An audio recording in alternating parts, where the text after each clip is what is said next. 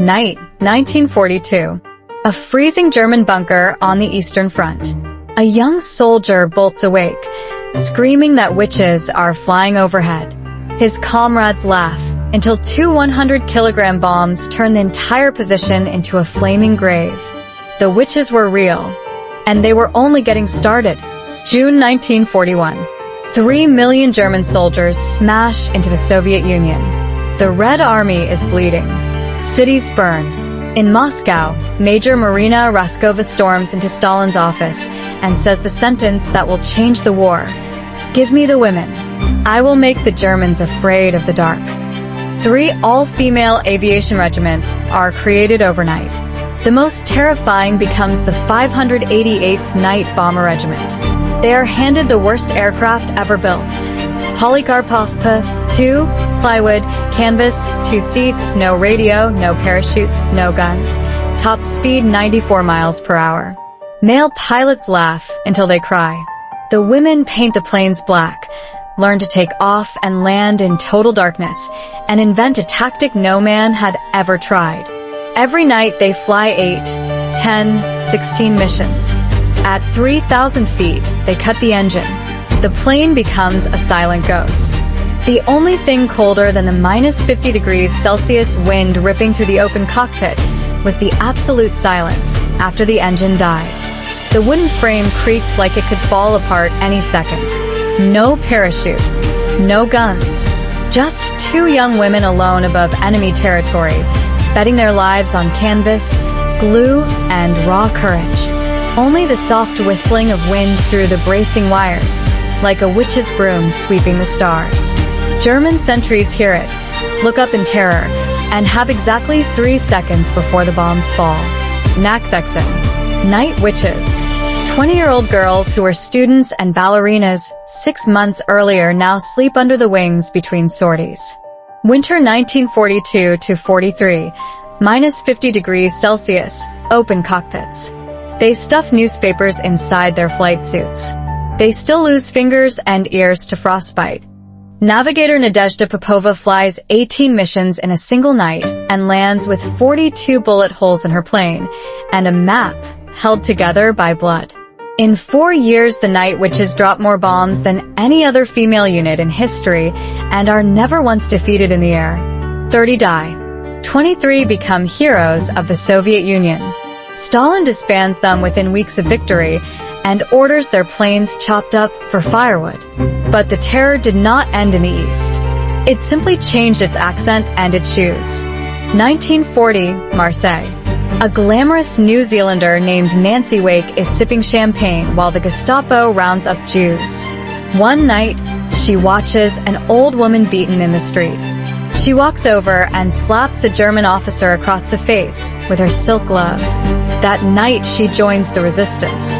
Within months, the Gestapo puts 2 million francs on her head and calls her the White Mouse, because every time they close the trap, she slips away laughing.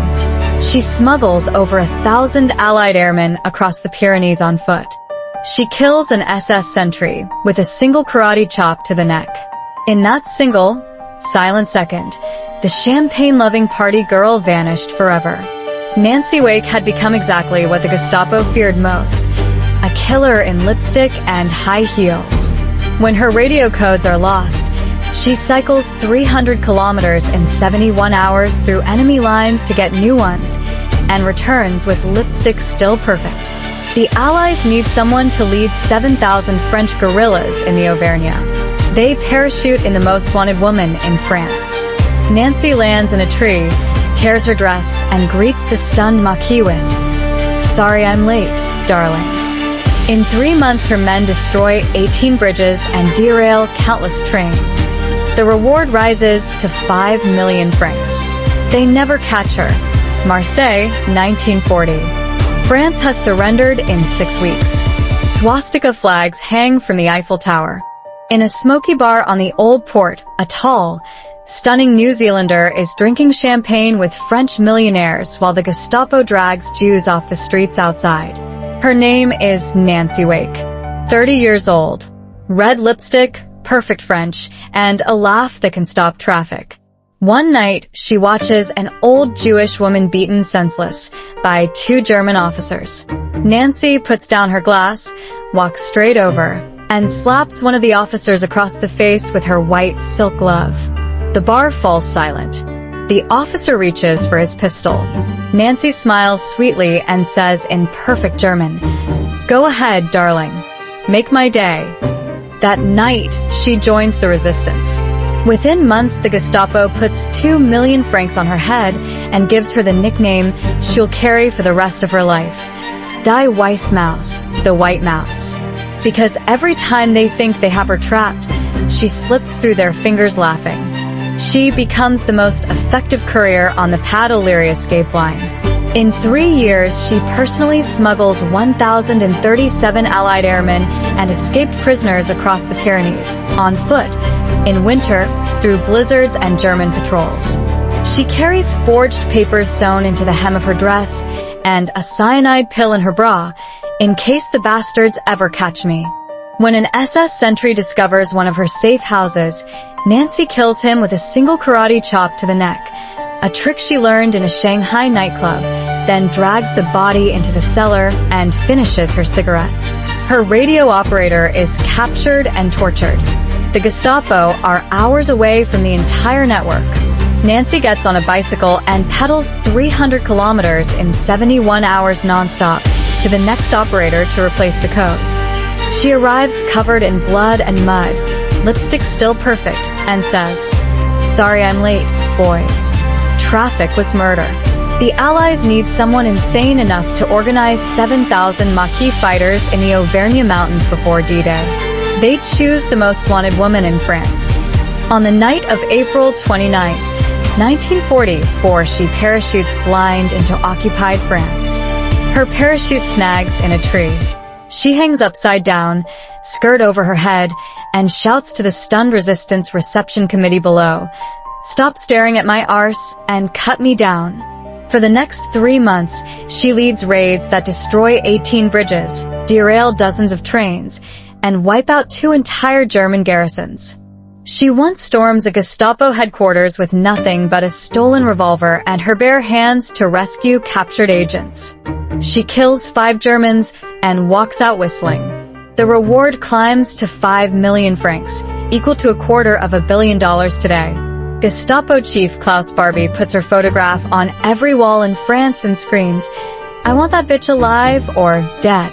They never even get close. After liberation, she is flown to London. The Free French want to give her every medal in the book. Nancy refuses to attend the ceremony because the frogs forgot to invite my Maquis boys. She finally accepts the George Medal, 3 Croix de Guerre with Palm, the Médaille de la Resistance, and the American Medal of Freedom. More decorations than any woman in the Second World War. When a journalist asks her if she was ever afraid, she lights a cigarette and says, "Freedom is the only thing worth having. If you have to die for it, what's the difference?" Nancy Wake dies in 2011 at the age of 98, still drinking champagne every night and still terrifying anyone who dared call her old. The Gestapo's most wanted woman. The courier who never lost a single airman. The partisan leader who made Klaus Barbie tear his hair out. They called her the White Mouse. She preferred to call herself just a girl who didn't like Nazis very much. Across the channel, another woman is preparing to jump into hell. 1944, London.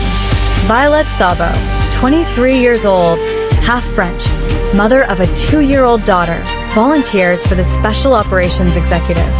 She already has one mission behind her. Now she's going back.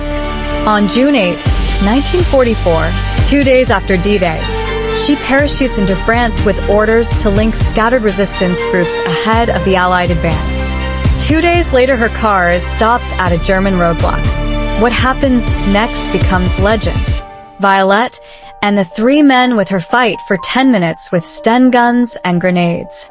They run out of ammunition. 2 are wounded. Violette stands in the middle of the road, firing her last clip until a German bullet shatters her arm. She is captured laughing. Ravensbrück concentration camp. They shave her head. They starve her. They force her to watch her friends hanged. Every time the SS question her, she smiles and says nothing. On February 5th, 1945, Violet Szabo, aged 23, is taken to the execution alley. She is made to kneel in the snow. The last thing the camp commandant hears is her singing The Lambeth Walk, a cheeky London music hall song, right up until the shot. 3 women, 3 different wars. Marina Raskova's witches in plywood coffins who made the Luftwaffe pray for dawn. Nancy Wake, the party girl who turned the Gestapo into a laughing stock. Violet Szabo, the young mother who laughed in the face of a firing squad. They never met. They never needed to, because when the world told women to stay home, some chose to become nightmares instead. The night witches were disbanded. Nancy Wake died old and rich, still drinking champagne. Violet Szabo's little daughter Tanya grew up and accepted her mother's George Cross from King George VI. Their names were almost forgotten. Until now. They fought in the air, on the ground, and inside the death camps themselves. They proved that courage wears many faces. A student's trembling hands on the controls at -50 degrees Celsius. A socialite's perfect lipstick after 71 hours on a bicycle. A young mother's smile in front of a firing squad. The most powerful weapon the world has ever seen is a woman who simply refuses to be silent. If 20-year-old girls in canvas planes, a socialite with perfect lipstick, and a young mother with a broken arm could make the entire Third Reich tremble, what excuse do the rest of us have? Hit subscribe right now. Ring that bell like the whistle of a puh. 2 diving through the night, like the click of Nancy Wake's heels disappearing round a dark corner, or like the final defiant note of Violet Szabo's song in the snow. The hidden heroines are rising again. And this time, no one will ever silence them. I'll see you on the next mission.